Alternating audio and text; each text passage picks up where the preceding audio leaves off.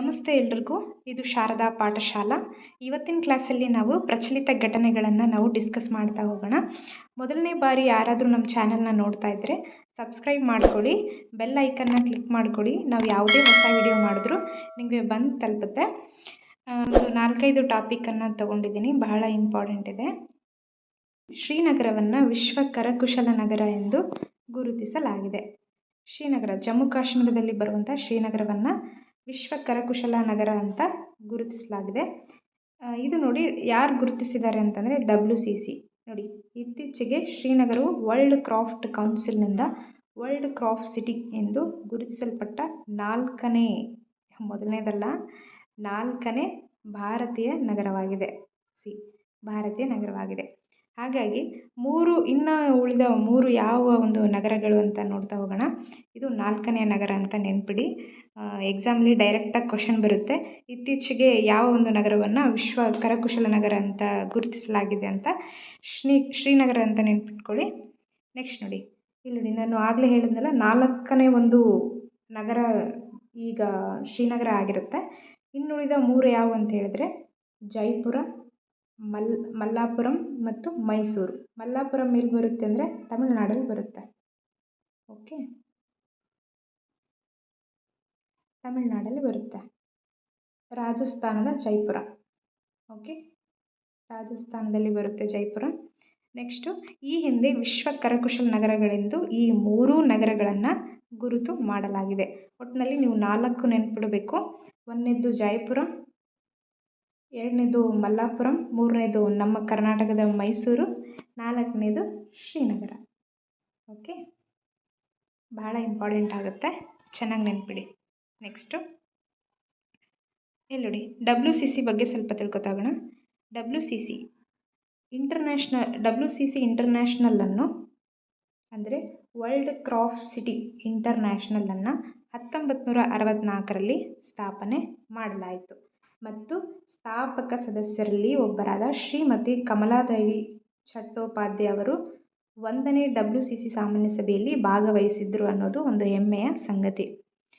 ನೋಡಿ, ನೆಕ್ಸ್ಟ್, ಭಾರತದ ಕರಕುಶಲ ಪರಂಪರೆಯನ್ನು ರಕ್ಷಿಸಲಿಕ್ಕೆ ಯಾಕೆ ಈ ಒಂದು ನಗರಗಳಿಗೆ ಈ ಥರ ಗುರುತು ಮಾಡ್ತಾರೆ ಅಂತ ಹೇಳಿದ್ರೆ, ಭಾರತೀಯ ಒಂದು ಪರಂಪರೆಯನ್ನು ರಕ್ಷಿಸಲಿಕ್ಕೆ ಮತ್ತು ಹೆಚ್ಚಿಸಲಿಕ್ಕೆ ಈ ಒಂದು WCC ಅನ್ನೋದು ಕೆಲವೊಂದು ನಗರಗಳನ್ನ ಆಯ್ಕೆ ಮಾಡಿಕೊಂಡು ಅಲ್ಲಿರುವಂತಹ ಸಂಸ್ಕೃತಿ ಕಲೆಗಳನ್ನು ರಕ್ಷಣೆ ಮಾಡುವುದೇ ಇದರ ಮೇನ್ ಉದ್ದೇಶ ಆಗಿರುತ್ತೆ. ಈ ಒಂದು ಶ್ರೀಮತಿ ಕಮಲಾದೇವಿ ಚಟ್ಟೋಪಾಧ್ಯಾಯ ಅವರು ಇದ್ದಾರಲ್ಲ, ಇವರು 1964ರಲ್ಲಿ ಭಾರತೀಯ ಕರಕುಶಲ ಮಂಡಳಿಯನ್ನು ಇವರು ಸ್ಥಾಪನೆ ಮಾಡ್ತಾರೆ. ಇದರ ಒಂದು ಫಸ್ಟ್ ಸಭೆ ಎಲ್ಲಿ ನಡೆಯಿತು ಅಂತ ಕೇಳ್ಬೋದು. ನೆನ್ಪಿಟ್ಕೊಳ್ಳಿ, ನ್ಯೂಯಾರ್ಕಲ್ಲಿ ನಡೆದಿತ್ತು. ಓಕೆ, ನ್ಯೂಯಾರ್ಕಲ್ಲಿ ನಡೆದಿತ್ತು. ನೆಕ್ಸ್ಟ್ ನೋಡಿ, ಭಾಳ ಇಂಪಾರ್ಟೆಂಟು, ವಿಶ್ವ ಚೆಸ್ ಚಾಂಪಿಯನ್ಶಿಪ್. ವಿಶ್ವ ಚೆಸ್ ಚಾಂಪಿಯನ್ಶಿಪ್ಪು 2024 ಹಾಲಿ ವಿಶ್ವ ಚಾಂಪಿಯನ್ಶಿಪ್ ಡಿಂಗ್ ಲೆರೆನ್ ಮತ್ತು ಚಾಲೆಂಜರ್ ಗುಕೇಶ್ ದೊಮ್ಮರಾಜು ನಡುವೆ ನಡೆದ ಚೆಸ್ ಪಂದ್ಯವಾಗಿತ್ತು. ನೋಡಿ, ಡಿಂಗ್ ಲೆರೆನ್ ಯಾವ ದೇಶದವರು ಅಂತ ಕೇಳ್ತಾರೆ, ಚೀನಾ ದೇಶದವರು. ಓಕೆ, ಇವರಿಬ್ಬರ ಮಧ್ಯೆ ನಡೆದಂತಹ ಒಂದು ಪಂದ್ಯ ಇದಾಗಿತ್ತು 2024ರಲ್ಲಿ. ನಾನು ಕೆಲವೊಂದು ಪಾಯಿಂಟ್ಸ್ಗಳನ್ನು ಕೊಟ್ಟು ನಿಮಗೆ ಎಕ್ಸ್ಪ್ಲೇನ್ ಮಾಡ್ತೀನಿ, ಆವಾಗ ನಿಮಗೆ ಚೆನ್ನಾಗಿ ಅರ್ಥ ಆಗುತ್ತೆ. ಓಕೆ, ನೋಡಿ, ವಿಶ್ವ ಚೆಸ್ ಚಾಂಪಿಯನ್ಶಿಪ್ಪು ಯಾರು ಗೆದ್ದರು ಅಂತ ಹೇಳಿದ್ರೆ ಗುಕೇಶ್ ಅವರು. ಇವರು ಇಂಡಿಯಾದವರು. ಓಕೆ, ಇಂಡಿಯಾದಲ್ಲಿ ತಮಿಳುನಾಡಿನವರು. ಇಲ್ಲಿ ನೋಡಿ, ಇವರ ಒಂದು ಸಾಧನೆ ಏನಂತ ಹೇಳಿದರೆ, ಇವರು ಜಸ್ಟ್ 18ನೇ ವಯಸ್ಸಿನಲ್ಲೇ ಇವರು ಒಂದು ವಿಶ್ವ ಚೆಸ್ ಚಾಂಪಿಯನ್ಶಿಪ್ಪನ್ನು ಪಡೆದಿರ್ತಾರೆ. ಹಾಗೆ ಇನ್ನೊಂದು ದಾಖಲೆ ಏನಂದರೆ, ಜಗತ್ತಿನಲ್ಲಿ ವಿಶ್ವ ಚೆಸ್ ಚಾಂಪಿಯನ್ಶಿಪ್ಪನ್ನು ಪಡೆದ ಕಿರಿಯ ಆಟಗಾರ, ಅತ್ಯಂತ ಕಿರಿಯ ಆಟಗಾರ. ಓಕೆ, ಸರಿ. ನೋಡಿ, ವಿಶ್ವ ಚೆಸ್ ಚಾಂಪಿಯನ್ಶಿಪ್ಪನ್ನು ಪಡೆದ ಅತ್ಯಂತ ಕಿರಿಯ ಆಟಗಾರ ಅಂತ ನೀವು ನೆನಪಲ್ಲಿಡಬೇಕು. ಇದಕ್ಕೂ ಮುಂಚೆ ಯಾರಾದರೂ ಗೆದ್ದಿದ್ರಾ ಅಥವಾ ಇವರೇ ಫಸ್ಟಾ ಮೇಡಮ್ ಅಂತ ಕೇಳಿದ್ರೆ, ನೋಡಿ, ಕ್ಯಾಸ್ಪರೋವ್ ಅಂತ ಬರ್ತಾರೆ. ಕ್ಯಾಸ್ಪರೋವ್ ಇವರು 1985ರಲ್ಲಿ ಗೆದ್ದಿರ್ತಾರೆ. ಇವ್ರಿಗೆ ಜಸ್ಟ್ 22 ಅನಿಸುತ್ತೆ. ಹೌದು, 22 ಗೆದ್ದಿರ್ತಾರೆ. ಈ ಕಾರ್ಲ್ಸನ್ ಅನ್ನೋರು 2003ರಲ್ಲಿ ಇದು ವಿಶ್ವ ಚೆಸ್ ಚಾಂಪಿಯನ್ಶಿಪ್ಪನ್ನು ಗೆದ್ದಿರ್ತಾರೆ. ಇವ್ರಿಗೂ ಸೇಮ್ ಏಜೇ 22 ಆಗಿರುತ್ತೆ.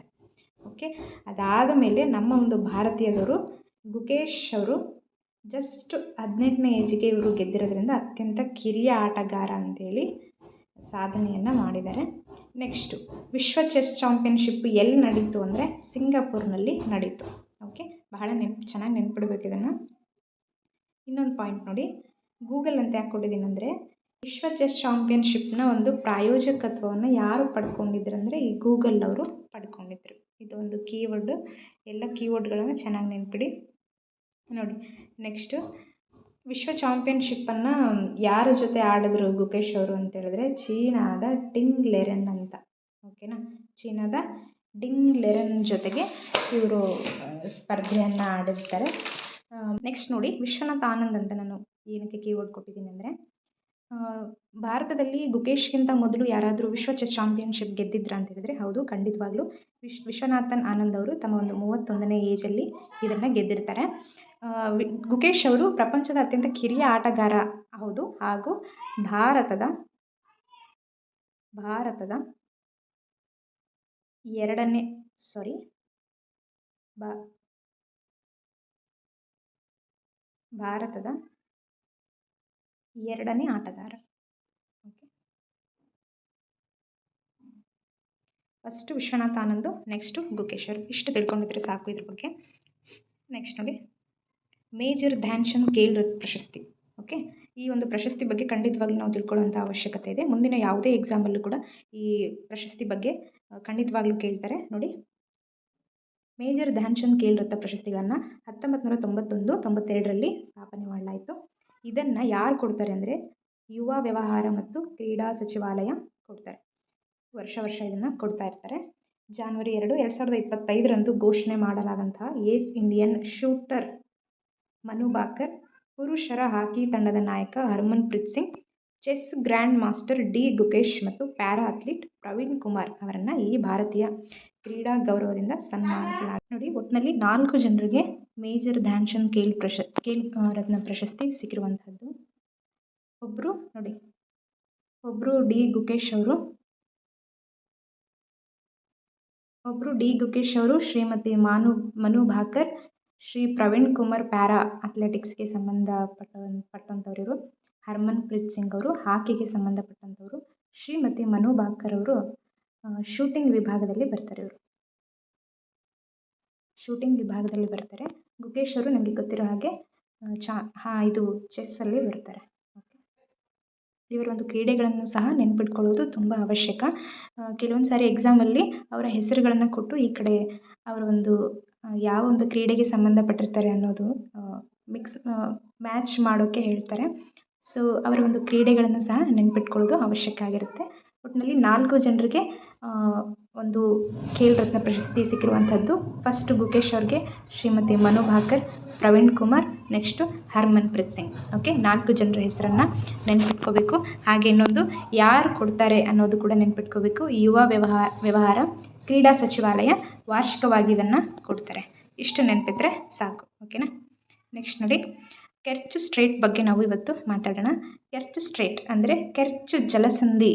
ಇದೇನಕ್ಕೆ ಸುದ್ದಿಯಲ್ಲಿದೆ ಅಂದರೆ ಆ್ಯಕ್ಚುಲಿ ರಷ್ಯಾ ಇದೆಲ್ಲ, ರಷ್ಯಾದ ಒಂದು ತೈಲ ಟ್ಯಾಂಕರ್ ಹೋಗ್ತಾ ಇರುತ್ತೆ. ಸೊ ಅಲ್ಲಿ ಚಂಡಮಾರುತದ ಒಂದು ಪ್ರಭಾವದಿಂದ ತೈಲ ಸೋರಿಕೆ ಆಗುತ್ತೆ. ಆ ಒಂದು ಇದಕ್ಕೆ ಇದು ಸುದ್ದಿಯಲ್ಲಿದೆ. ಈ ಕೆರ್ಚ್ ಸ್ಟ್ರೇಟ್ ಬಗ್ಗೆ ನೇರವಾಗಿ ಪ್ರಶ್ನೆ ಬರ್ಬೋದು. ಹೆಂಗೆ ಅಂದರೆ ಈ ಕೆರ್ಚ್ ಜಲಸಂಧಿ ಯಾವ ಒಂದು ಸಮುದ್ರಗಳನ್ನು ಸಂಪರ್ಕ ಮಾಡುತ್ತೆ ಅಂತ. ಇದು ನೋಡಿ, ಮೊದಲನೇದಾಗಿ ಕೆರ್ಚ್ ಜಲಸಂಧಿ ಅನ್ನೋದು ಪೂರ್ವ ಯುರೋಪಿಯನ್ನಲ್ಲಿರುವ ಒಂದು ಜಲಸಂಧಿ ಆಗಿರುತ್ತದೆ. ಇದು ಬ್ಲ್ಯಾಕ್ ಸಿ, ಕಪ್ಪು ಸಮುದ್ರ ಮತ್ತು ಅಜೋವ್ ಸಮುದ್ರವನ್ನು ಸಂಪರ್ಕ ಮಾಡುತ್ತೆ. ಓಕೆ, ಭಾಳ ಚಂದ ನೆನ್ಪಿಟ್ಕೋಬೇಕು. ಕಪ್ಪು ಸಮುದ್ರ ಮತ್ತು ಅಜೋವ್ ಸಮುದ್ರವನ್ನು ಸಂಪರ್ಕ ಮಾಡುತ್ತೆ. ಓಕೆನಾ, ಇನ್ನೊಂದೇನಂತಂದರೆ ಕೆರ್ಚ್ ಸ್ಟ್ರೇಟ್ ಬಗ್ಗೆ ಕ್ರಿಮಿಯಾ ಅನ್ನೋ ದೇಶ ಬರುತ್ತೆ, ಗೊತ್ತಾ?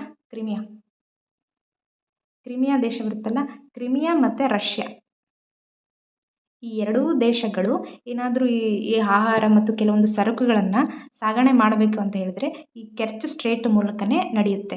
ಈ ಒಂದು ಎರಡೂ ದೇಶಗಳ ನಡುವೆ ಒಂದೇ ಒಂದು ಸಂಪರ್ಕ ಕೊಂಡಿಯಾಗಿ ಕೆರ್ಚ್ ಸ್ಟ್ರೇಟ್ ಇದೆ.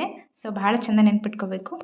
ಇವತ್ತಿನ ಕ್ಲಾಸ್ ಇದಾಗಿತ್ತು. ನಿಮಗೆ ಖಂಡಿತವಾಗ್ಲೂ ಇಷ್ಟ ಆಗಿದೆ ಅಂತ ಭಾವಿಸ್ತೀನಿ. ನೆಕ್ಸ್ಟ್ ಕ್ಲಾಸ್ಗಾಗಿ ನಾನು ಪಾಠ ಮಾಡಲಿಕ್ಕೆ ನಾನು ತಯಾರಾಗಿದ್ದೀನಿ, ನೀವು ನೋಡಲಿಕ್ಕೆ ನೀವು ತಯಾರಾಗಿದ್ದೀರಿ ತಾನೇ? ಹಾಗಿದ್ರೆ ಈಗಲೇ ಚಾನಲ್ನ ಸಬ್ಸ್ಕ್ರೈಬ್ ಮಾಡ್ಕೊಳ್ಳಿ, ಬೆಲ್ ಐಕನ್ನ ಕ್ಲಿಕ್ ಮಾಡ್ಕೊಳ್ಳಿ. ನಾನು ಯಾವುದೇ ಹೊಸ ವಿಡಿಯೋ ಅಪ್ಲೋಡ್ ಮಾಡಿದ್ರೂ ಸಹ ನಿಮಗೆ ಬಂದು ತಲುಪುತ್ತೆ. ಈಸಿಯಾಗಿ ಬೇಗನೆ ನೀವು ನೋಡ್ಬೋದು. Thank you for supporting. ನೀವು ತುಂಬ ಒಳ್ಳೆ ರೆಸ್ಪಾನ್ಸ್ ಕೊಡ್ತಾ ಇದ್ದೀರಾ. ನನಗೆ ಭಾಳ ಖುಷಿ ಆಗ್ತಾ ಇದೆ.